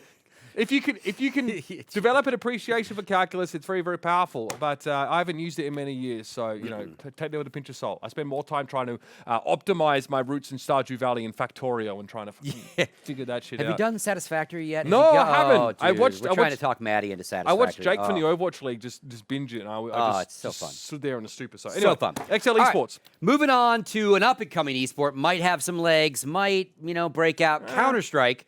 Blast is happening right now. Blast World Finals. We didn't want to talk so much about the World Finals, although they're having another great event happening right now. Tune in if you haven't. But more about a little bit of the evolution of Blast, right? Because they've also got some news that they announced this week. They are opening a facility in Copenhagen, their hometown. Yeah. They just had a big event there. A lot of big events have happened there. And basically, it's a combination of stage and studio for an audience, plus boot camp rooms, training rooms, facilities, hair, makeup, kind of the behind the scenes that you also need to go with that front of house theater room. Really, really intriguing. This is a company that when they first launched, a lot of us in Counter-Strike were like, what the hell are you all doing? Because they did it really backwards in the beginning. Yeah, okay. So when Blast really backwards. So when I was dimly aware of this when they first kicked off, but didn't they just have a wacky format? The format made no sense, right? And Jason actually worked some of their events, and actually some of the guys in the control room, and Daniel and Ian, a good chunk of our crew, because freelancers, right? Sure, no longer freelancers, suckers. But yeah, their big thing, and I went round and around with them, everyone did, was we're going to do it, we're going to come do different. You want to be different, got to get that if you're going to come into the world of ESL and DreamHack and everybody else. You got to do something different in Counter-Strike especially. Sure. And their thing was... We love novelty. Yeah, their thing was, in the arena, we're going to do all 6 teams on the stage, multiple tiered stage, 3 matches played at once so we can keep our schedule going. We will put 1 on the big screen, and that audio will come through, but the other 2 will be... all 3 will be broadcast to the world. But in the venue, then you can decide which one you want to watch, but you're only going to hear one. Not a good idea. Can I get some whiskey in this? Not a good idea at all for the venue experience, because it just didn't make any... It was just weird. Sure. It was really weird. And they did a season of Why did they do that? Do you think? I think a couple different things. They were trying to make it... So in the building, if you were an Astralis fan, if you were a Na'Vi fan, they were always there with you. They were right there. My team was always around playing. Instead of 1 match at a time, and I might have to wait 6 hours or till the next day. Basically, they did the same tournament structure that everyone else does, but instead of those matches happening off screen, Same time. they all happened on the stage at the same time, right? So now I'm confused. Now I'm a Counter-Strike fan. I do want to watch Astralis, but I also want to watch the Na'Vi Liquid match. How the fuck do I do that now? Because you've stacked them up literally in the same building at the same time. Now, at home, you can open multiple screens and do your thing. Can't do that in the venue. Call of Duty World League did this back when a CWL, they actually had the Alpha and Bravo streams players on the same stage. And it was fucking weird. Now, I think MLG had to do that because of time constraints. Yep. But, again, a similar idea, surely to combat like scheduling problems, but just obviously. Because they were trying to do it all in 2 days. They were trying to cram it all in, get in and get out. Because, again, save money on venues. A lot of smart reasoning. Some insane overheads, sure. Yeah, smart reasoning, but wrong decision to help with that reasoning. And, again, what we've seen with Blast, and again, I have to give them credit because I was a detractor. I went to Miami. I experienced this thing firsthand. I had lots of talks with them. They have consistently upgraded their product from how it looks to their, to their desks. Everything gets better and better. And their studio shows, when they go into a studio and build a little studio, and now they're going to build a studio that they own, they're top notch. Really neat stuff. Like when they realized, hey, we like it when 2 teams face each other when they play for that trash talk. But then they went, oh shit, when 2 Counter-Strike teams face each other and I flash you, I can see that. So then they spent the money on that electrostatic glass, flip a button, all goes gray. Unflip it, now my cameras can see through it. So it wasn't a permanent barrier for production. It was only needed really, really smart stuff. Not cheap at all. And again, I think a lot of these TOs are still chasing the revenue, right? They're building the product to chase the revenue. But it's really nice to see, because ESL is all stalwart. They've been around forever. They're probably not going anywhere. It's always formulaic, classic, but reliable. Right? Yeah, so it's nice to see them have new, fresh competition. They're innovating. You know, we've seen, obviously, Counter-Strike. Flashpoint came and innovated some stuff. We haven't seen them lately. Don't know if they're coming back. But they try to dip in, do some stuff different. But Blast is dramatically, again, and who knows? We don't need to talk about Flashpoint. It's not the topic of the show. But it's just the evolution of Blast is nice to see. Because they didn't go away. They got better. The competition made them better. And now, this last major, people were like, why isn't Blast doing this? And PGL did their major, then Blast did their event. And during Blast's event, everyone was like, oh my God, why do they not have a major? Why do they should have done it? They should have. And I guess Sponge asked them this question, and on Half-Life TV Confirmed, which is a Half-Life podcast, he said that they haven't bid for one. They don't want one. They have no, or at least right now, they have not bid yet for the major. Because as you know, it's a feather in your cap, but it's really expensive. What does running a major? Yeah. So, materially, what does running a major actually do for you? Are you telling me you recoup costs on admissions and concessions? No fucking way. Yeah, and I don't think, and we don't know how much Valve contributes other than prize purse and stuff in the sense of helping you. So, but I imagine it's a really big party you're throwing for everybody else, and you lose a lot of money, but you get to say you threw the party. Which is a very old school esports idea, right? Like creating the cathedral of Counter-Strike. You know, I mean, there's a mythos, behind that, and like a whole, there's a whole sort of not a delusion of grandeur, but this whole idea from ESL that ESL 1 Cologne has got to be in the Lanxess fucking arena. The stage has to be set out this way. You know, the talent has to be such and such. It's always you build this. Yeah, you know, and again, and so good on Blast for going. You know what? We don't need a major to show that we're really good at this game. We don't need to be validated by Valve, and maybe they want one eventually. Maybe part of getting it. Maybe once they build and open this facility, they then go after a major for Copenhagen because they can use their facility. The extension of this, though, logically is. Who wants a fucking major then?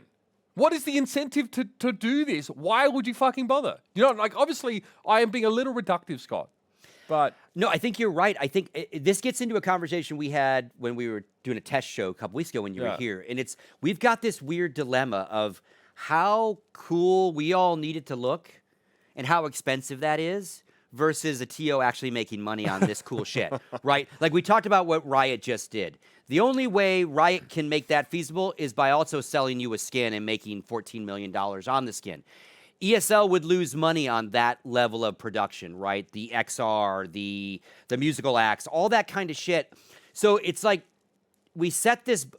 We have game dev TOs who are setting a bar so fucking high that any third-party TO is like, okay, I can get to about here, and now I'm only kind of losing my ass. Yeah. But if I try to do, and then people go, well, ESL's XR, their green screen looks so shitty. You know why? Because it cost far fucking less. Right. So this is the ESL Pro League is in a virtual set. Right? Yeah. Right. And so this arms race, because now you got TOs that are the owners of the IP in the arms race. Well, right? Yeah. Well, I mean, that's it's one thing Blast and ESL competing. You know? That's not a race, Scott. That's just, it's not a race. That's you just getting left behind. So, that's why ESL pivoted their entire business model to try and deal with that reality. By the way. And that's why they let go of all the casters that were in-house. That's why they're using a virtual set, because it's a fucking green screen room in their facility, which I know. I've been there. I was sat in an office there for a while.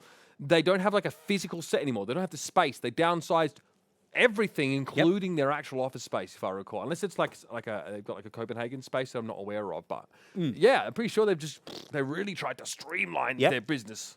And again, what this tells me about Blast is that they're looking to do a whole lot less stuff around the world and more studio type stuff that they're really fine-tuned and getting good at home and using that space to help other people. You know, they said boot camp facilities, stuff like that, and trying to make Copenhagen this home. I love it. I'm sure they had to raise decent money for it. And that doesn't look so much like a studio so much as it looks like a fucking arena. Yeah. Arena plus studio is what it really is. Which also means that like a part of the revenue plan might be to rent that space out. Yeah, because I think it was I think that floor plan was 350 seats in there. And I was talking to Jason about E-League setup, because E-League did something similar. They had facilities, but then they had a nice sound stage, you know. But they only had about 150 seats. And you could always collectively, sneakily film 150 people to make it look like a hell of a lot more.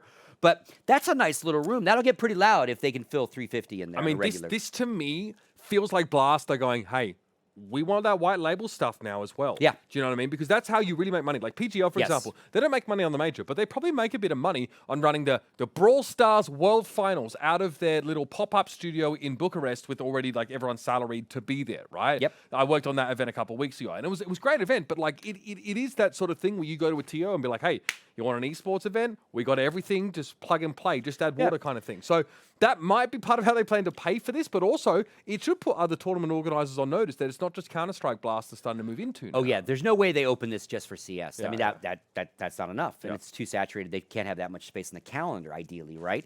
And again, this is ESL's model, right? ESL white label. A lot of pro leagues you might never have known were run by ESL, but they were, right? So I bet ESL is probably even going, oh shit. I think it's the way. Yeah. I think, and the ESL Pro League is not white label, it's blue label by our definition, but with No, the amount that- of that sponsors one they is. bring on Yeah. and the amount that they obviously provide to them, it always feels white label in a way because you cannot survive as a blue label event provider. It just doesn't make Yeah. any fucking sense. Yep. You just don't do it. I mean, even us, we're a different kind of production company. We're not here to be TOs. We would be supportive of TOs with shoulder content, but we're hoping to do a bunch of white label content because that Sure. is where you can make extra money, not Yeah, the on shows facilities, like this. right? And like yeah. admins don't always need to be on site. You might have a couple here as well, but Yeah, lots of remote stuff you can do these days, especially nowadays. Arizona's booming. fam. Booming, baby. Come on out. Come join us in Arizona. All right. So Blast, again, congratulations on your stuff. They are going on right now. World Finals happening. So if you're into Counter-Strike, there's always Counter-Strike still going on. It's awesome. What are we? You know, we're going next. Yeah, I know where we're going next. Another new esport. Let's go. It's back. It's back.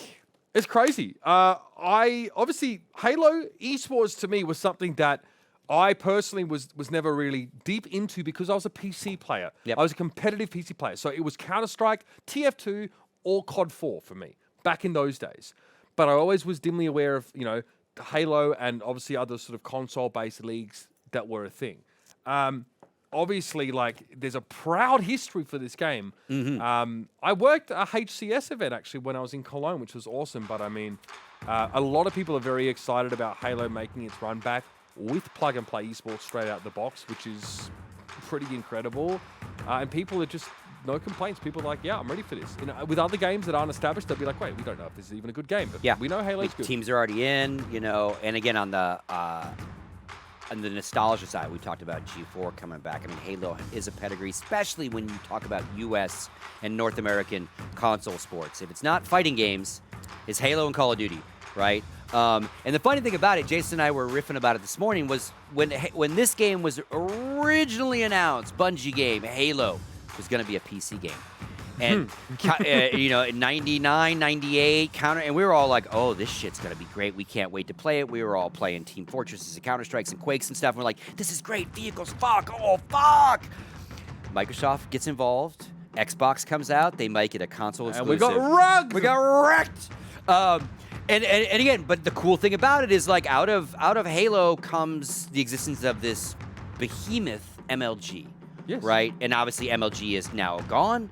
Well, is it really?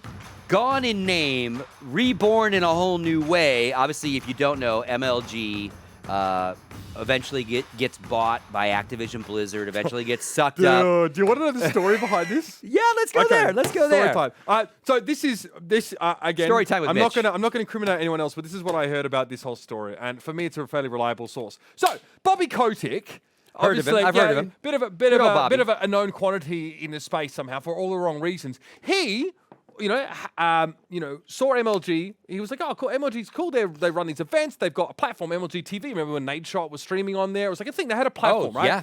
Bobby Kotick is operating, Activision Blizzard right now, right? And at the time, he was like, "We got this, got this Overwatch thing coming out." He says to Twitch, he's like, "You're gonna pay us big money, and we're gonna put Overwatch on Twitch." Twitch are like, "We're gonna pay you no money, and you're gonna put Overwatch on Twitch. How about that?" Bobby turns around and says, "Nah, fuck ya!" Goes and buys MLG for the player, thinking he would fucking contest, he would challenge Twitch and put over. Maybe it was COD. Maybe it was probably COD actually. Either one of them, right? Yeah. Okay. So yeah, buys it, does fuck all with it. Yes, Then fuck they all with it. fold MLG. So they bought this. They fold the MLG people into things like the Overwatch League, right? So many of the people that were instrumental in building up the COD COD World League, which was that at the time, and Overwatch League had come from MLG. But many of them just eventually they moved on to other things. Adam Apicella also had moved on to other things. So they sell MLG and they go and spin up the same fucking thing. Love to see it. Yep. Esports Engine gets thrown. I'm not thrown together. I mean, it's like the same ethos as MLG. They don't fuck around. Yeah. Same people in charge, especially. They know their shit. They know how to run events. And wow, I mean, can you believe that Halo comes out in the same week they announced their esports thing? It's ready to go straight away. Yeah. And Esports Engine's right there, like, let's run it back, baby. Yeah, it's so cool because it's like everyone coming home with some slightly different names and polish on them, right? And the cool thing about it, because again, obviously, I worked for MLG. They bought Got Frag. Jason and I both worked for them. So we know Adam and Ryan and all these guys that are now made their way to Esports Engine, and they have a piece of it now. They don't work for someone because it's Sepso, it's Sundance, Sandbox, it's Vindex, it's all the same vertical. The Vindex Trust, that's what Esports Engine is under. So it's all the way down. It's all these first-gen Silver Fox, too much money, too many ski trips esports fellows now that are just fucking bankrolling it all. And the neatest thing about it is for literally probably a decade now, Adam has been talking about how everyone kind of fucks this up because everyone starts at the tier 1 of the game. The game comes out, we worry about filling arenas, we worry about tier 1, superstars getting paid $50,000 a month to play the game, $20,000. No, and then we worry about tier 2, then we worry about grassroots. He's always ranting on about this is how you need to do it. You need to start here. You need to do X, Y, and Z. X, Y, and Z, please. And they didn't listen to him at MLG when companies would hire him. They wouldn't listen to him, because they were a big white label company too. Now they're a very big white label company. And he could only activate those kind of ideas on the MLG brand of stuff, right? And now it seems like with this Halo product, he's literally been able to sit with these guys, him and his crew from the get-go and go, this is how you do it. I mean, this event in Raleigh this weekend is like esports of old in North America. Open bracket, 1,000+ players showing up, not pros. And then the pros are showing up. Again, it's like old school MLG shit. And he believes this is the way. And I don't know if it is or it isn't, but I always loved going to their events because they were fucking packed full of people that were fucking living the dream. I think this was when COD was at its best as well, when they were able to do this. And then, invariably it gets fucked up somewhere along the way, right? And we want to... Here's the thing though, right? Like, you can't... I love these open scenes. You can't have franchising with that, really. No. But, again, you get that... I think that's the real romance about the FGC as well, is that it's open to anyone and anyone can make it, yada, yada. I don't think anybody at this point is going to argue with Adam Apicella. Not only because he's just fucking hench as hell and can turn me into a pretzel, but also... Yes. Can you think of any... I have a very short list of people that I really truly respect in esports, right? He's absolutely one of them. Never worked with the guy either. But his ethos is really clear in how it comes out in his work. And he's really always stuck to his guns. Yeah. And as someone who's a fellow endemic, I'd like to label myself as, he's the kind of guy, he asked me to fucking jump, I would definitely say how high. I would love to work with, whatever that guy. I trust him. I trust him with the fate of a big part of our industry, Agreed. Some of my favorite Counter-Strike memories when they finally decided to do some Counter-Strike Global Offensive. They did a major, they did some CEVO stuff. Columbus major, right? Yeah. Just glorious, joining back up with him after the Got Frag days, because we full circled and came back for Global Offensive. And two things about Adam. A, straight shooter, gonna tell you right to your face how he feels about you. And more importantly, if he fucks something up, he's also gonna admit to that and try to do better. Right? There's very few around us that are like that, right? That'll fall on the sword if they need to, and stick up for the right shit. So it's really cool. And again, fingers crossed for you, Adam, entire big team that this weekend goes well for you. Jason and I again, we're giggling about Raleigh because. Have you showed the B-roll yet from Raleigh? I don't even know if you showed it, but obviously what's happening is they have an event this weekend. So they've launched, multiplayer's out, which obviously they nailed that. People are loving it. We're going to talk a little about multiplayer. It was a staggered release as well, and then the single player came out last week, I think, which has been getting rave reviews. Yeah, I need to get into that. Need to get into all of it. And Raleigh, they're going back to Raleigh, right? Which is, they used to stop in Raleigh. And we were laughing about it. I did a Counter-Strike event. Not Counter-Strike, it was StarCraft 2. It was a multiple event. MLGs obviously were multiple games. And one of my fondest, craziest ones is memories of this 2010 Raleigh event. I can't tell you any of the fucking stories. I can tell you no stories, but I wish I was going to be there this weekend because it's going to probably be some people going, oh, yeah, I remember this from 10 years ago. I mean, this is so. It seems to me that Call of Duty, to a great degree as well, and Halo, things that MLG were behind, huge in the Midwest, really captured that market like nothing else really in entertainment products for 18 to 35s. I keep hearing stories about people traveling for days by car to get to some fucking place in Chicago or the Carolinas or fucking wherever to play at these LANs. And this is something you don't really see in Europe to the same degree. Like in Europe, like Halo is not nearly as big, I don't think at least, as maybe in the UK, right? UK defense, in the same way that COD does. But this is like a God-fearing American esport straight from the fucking cornfields of the Midwest. You know what I mean? That's what it feels like to me. But it's huge. It's fucking gigantic. And it's funny because like Adam and all those guys are Midwest guys. Chris Puckett, they built this sport. He has a fucking MLG tattoo on the underside of his arm, by the way. You know, dragging their. And I remember when we first went to an event. Again, they got Frag. We helped them kind of learn how to live stream versus. And Lennox, this great guy Lennox, who's now he's now Halo, like a right. VP or director or something big at 343 or Microsoft, one of the companies involved.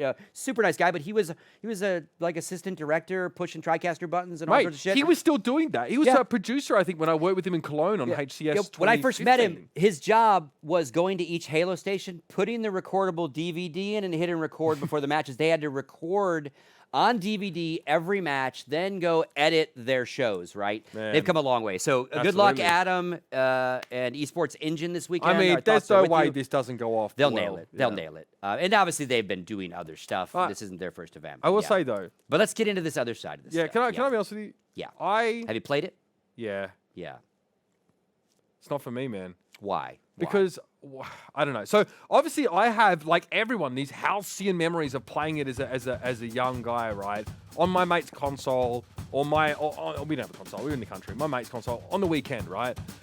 The problem is that if you're a PC player, this game is fucking hard, and I'm washed as fuck. All right. As soon as I had a kid, I realized that I was just giga washed. Obviously, you could be a PC player and get Onyx. Like a bunch of my mates have done it, and they're casters, so it's not that hard. But it's hard to beat console. It's hard to beat console players as a PC player. I fight, and I am. Let's just put it in perspective. I am dog shit. I am casual as fuck. But this is a relatively high time to kill. Okay, this is a graphic from Reddit. This just illustrates to me the difference I think in effectiveness you can have as being a console player as opposed to a keyboard and mouse player. Obviously, Scott. You get aim assist, on the console. It's always been a thing. This is a high time to kill game. With the battle rifle, you need to hit, 4 full bursts you're to always remove bursting, shields, right? Or at least it's 3 and then a headshot or something like that. I'm shit at the game, so I couldn't tell you. But look at this and tell me if you see anything potentially wrong. Well, I mean, if I'm reading this right, they're far better. Control players are far better aimers than PC players.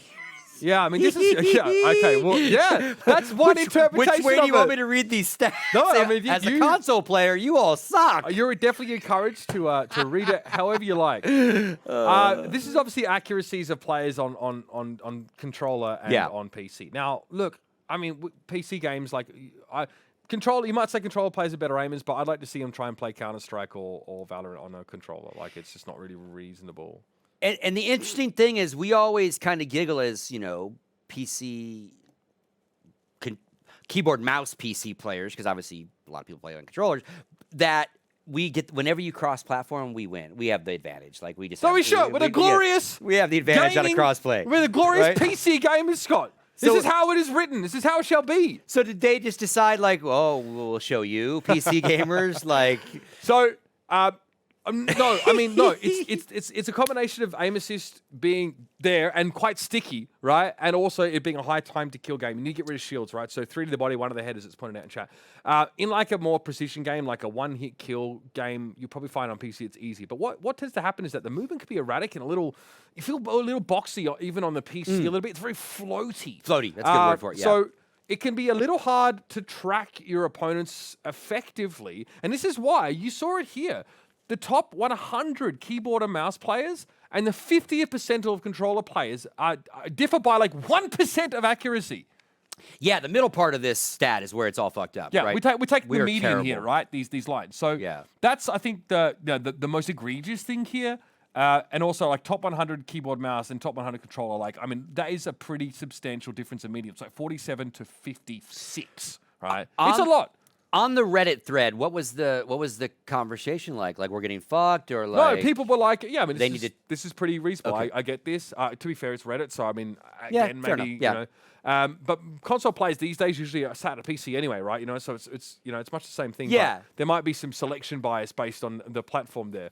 So purely from a personal perspective, like I much prefer playing like games like Valorant or, you know, Overwatch. I haven't played that in 3 months, but just Halo for me, it doesn't feel satisfying, and it definitely feels like I really do struggle against controller players or everyone. It could be placebo as well. I could just be dog shit and be telling myself it's because of that. That's the problem. If this had never come out, maybe I would have just fucking ate some humble pie and got good. Yeah, But playing the game is, I'm sure I'm going to love the single player campaign, but in multiplayer, it's just, it's tough. It's tough. Fair enough. Well, again, we'll be watching this weekend. I'm sure it'll go well. Let's move right into our Q&A and see if we got some questions. Hey, you from guys asking people. questions, or have we Got any been so clear questions? that you guys have just had no See. concerns or any confusion? Our first Q&A. Let's see what we got. Let's see here. I think. I know we have Okay, here we go. Should I read this? I'll do the first one. First one, from the outside, the PGL numbers looked fishy as hell, but I haven't seen anyone be shocked. What are the factors that make the 2.7 million peak viewership seem reasonable? Thank you, dude with the nose. Okay, so viewership numbers of PGL, Counter-Strike Major, 2.7 peak. I don't know if that's fishy. You know, when you start thinking about, it's been a while for a major. You know, the drought of that, the hype of that. What I don't know necessarily knows is it dude or nose? You're with the nose.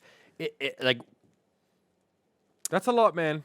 That's Yeah. a fuck ton of. is that videos. is that and that's counting, not counting like Asia. I was going to say, does that count China in the possible fudginess of our Asian numbers? No China. And obviously Navi every year gets bigger and bigger as a beast themselves in the sense of viewership models. Right. So and what they we bring to the unlocking party. this like CIS, you know, viewership that was hitherto Yeah. untouched? There was a little bit of, I think PGL did a little bit of watch party stuff, but I don't think in the sense of new viewership numbers that would like. Because this game is not big in China. It's not. No. You know what I mean? Like, I don't think there's a lot of viewership for Val. Wait, Simple Steam- versus Nico in the finals is where those numbers came from. So maybe, I mean, dude, I would also say that I believe that everyone fudges their numbers a little bit in our industry, in any industry. So for context, right? I mean, Blast is ongoing, right? Isn't it? Peak viewers so far 488,265. I mean, that's not even the finals yet, right? It's still going. Yeah. So I mean, this is the same website that's given that stat. So that doesn't seem unreasonable. Yeah, especially for a major, and one that haven't had in a while. So yeah, that's probably not that fishy. I'm gonna here. Let's look up. Valorant. I'm pretty sure the Valorant Champions was like 1 point something million. So I think it's fine. Yeah. Peak viewers 1,089,068 viewers for Valorant Champions. So there 46 million hours watched. Yeah, there, and so. I think Counter-Strike, you know, we do have a boatload of non-English channels that bring in a boatload, you know, Gauls and Brazilians, those streamers, again, the CIS region. So yeah, I could see that, plus the main broadcast adding up to about 2.7, give or take. Yeah, so I think it's fine. Again, like it's hard for me to say because Overwatch League, when we look at our viewership numbers, China skews that so fucking heavily. Yeah. It's like League probably has the same problem. It's so fucking big in China, and I just never know. I can't trust, and it has the impact of me not being able to trust any of the numbers. Yeah. So. And I think part of it, dude, was we might think it's fishy because we weren't necessarily so impressed with the major. You know, it wasn't the greatest production-wise as it could have been. Yeah, still, for but me. rarely. That's But yeah. that's more of like usually But a that's- hindsight thing, yeah. right? It's not normally like something that actively affects viewership. No. Unless it's like a glaring production problem that just like puts people off of it. Like League of Legends Worlds, put it in perspective, Esports Charts quotes their peak viewership at 4 million. Okay. So it's feasible, yeah, to 2.7 million, and I think that's that's in line. I think I reckon they would have wanted more viewership than that personally. Yeah. But it's a major. We had COVID. It's the first LAN major since all this nonsense. So yes. Yeah. Short form, yes. Long form, yes. We're not going to bust that myth. We're going to say that that's accurate. Plausible. Yeah. Plausible. What do we got? We got another one here. In meat sports, cheating, such as going out of bounds, handballs, fouls, etc., don't result in straight-up forfeits. Should esports allow breathing room for players to risk breaking rules in the same manner? Oh, interesting. Okay. Thanks, Sexos. I'm going to assume that's how it's pronounced. Okay, so yeah, that's right. So obviously, I think touching the ball in football is, I guess, cheating. Essentially, usually it's not on purpose, right? Yeah, it's like an accidental infraction. But in some cases, players take the risk of causing an infraction to sort of impact the way the game works. But I've never seen a ruling outside of it being like a doping one that would ever result in a whole match being forfeited or even replayed. Yeah, in that sense, no, I think you're right. So, but I guess that gets down to having to define penalties so you can enact those. Like, this happens, you lose 2 rounds, we move forward, done. It's like throwing the flag, this happens, and there's just not a lot of... Well, logistically, you can't replay a Premier League game. It's not happening. Yeah. Right? So that's not an option to you anyway. And I think if you wanted to resort to some sort of penalty, you just fine the clubs that have billions and millions of dollars. What's going to happen if you fine Furia or Vivo Kid $100,000? They're fucking Brazilian. We're going to go, oh, fuck me. Well, I guess that's the end of us, isn't it? You know what I mean? You find G2 and he laughs all the way to the bank. It just means out his wallet. It means one less player that gets poached for some random mobile game. You know what I mean? Exactly. It doesn't hurt his bottom line. Yeah, yeah. So the same the same elements of recourse are not available to you. If you're trying to penalize an esports org over a fucking gigantic team, unless they're backed by an ownership group like Cronky or something like that. Yeah. Because then Jay brings up another thing in meat sports. Ref decisions can impact the game in progress. Not as easy to do in esports. We just don't interrupt the game. We don't have much of that. Yeah. And I think if I guess we could, but what will we do? Make them play with one less player the next round? Add, subtract around? I guess we could be more interventionist, but I think that people would tire of that really quickly. Yeah, like what kind of okay, you could a rule rule infraction would be you can't buy any flashes. Yeah. You have to wait and spawn for one extra minute. These different weird, you can do weird shit. But Riot's League Ops couldn't organize a shag in a fucking brothel over in Germany, right? So they paused the game because someone got on a box in a way they didn't like. And it was like a fucking hour pause. So much so that Shazam almost pissed himself. Didn't he? So it's like, I would not trust that team to have the authority to stop the game at will. You know what I mean? And also, how effective is your pipeline for conveying to the viewer what's happening, and how can you be sure you can resolve it in a timely enough fashion as well? I think you could do this. You could move towards a future where teams take an economy penalty in the next round, or a player penalty in the next round. But I think you would really have to flesh out the kinds of infractions that could be caused. But obviously, this is not specifically about the Vivo situation, but I think the sentiment is that the punishment is too severe, perhaps. Yeah. Which is fine, but I'm not even arguing against that. You might be right. I'm arguing that there's already precedent set and they didn't enforce the precedent. That's the issue here. So but it's a fair question, right? Yeah. I just don't think that some punishments aren't as enforceable as they are in the meat sports world. Yeah, because some of those things that a ref has to deal with in the real world sports are actually just in the game already built to be taken care of. Yeah. Right. So very interesting. All right, we got another question coming in. I'll take this one. Let's see. What do you think? Oh yeah, we brought this up before the show and asked if we should talk about it. What do you think about Soldier Boy trying to sue Twitch? Oh god, there goes my. I can still hear you. I think my microphone doesn't care about it. So this obviously broke right before we went to air. Soldier Boy has been banned a couple times from Twitch, I guess, in the last week. But he doesn't know why. But he does know why. Well, he doesn't know why, but he's race baiting about it. So that's nice. Yeah, so he's now threatening to sue because he thinks they've banned him for racist reasons. Well, yeah, they think that's what he's saying. And did we catch it? Hashtag Twitch is racist. I guess that's close enough, right? Wants to go talk to the CEO, looking for Emmett Shear to chat with him. Emmett.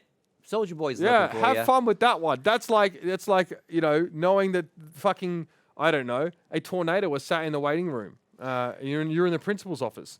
Yeah, and again, I don't know. I didn't catch any of his ban stories, so I don't know why he got banned or what he's fighting against. What he Fucking said he Ludwig did. got banned twice by YouTube in the space of a Yeah. week, and he don't know why either. I Yeah, don't think, or at it's least. crazy. I mean, fair enough. Like old mate doesn't know why, and you know what? I'll give him benefit of the doubt. Soldier Boy might not know how to get in touch with people, right? Clearly, he didn't make his money from being a shrewd networker, did he? So yeah. I guess you could kick up a stink about it, but yeah, he's called. You know what's so funny is that these people are larger than life. I love it. He's calling for a lawyer, and his line is, "I got millions, mate.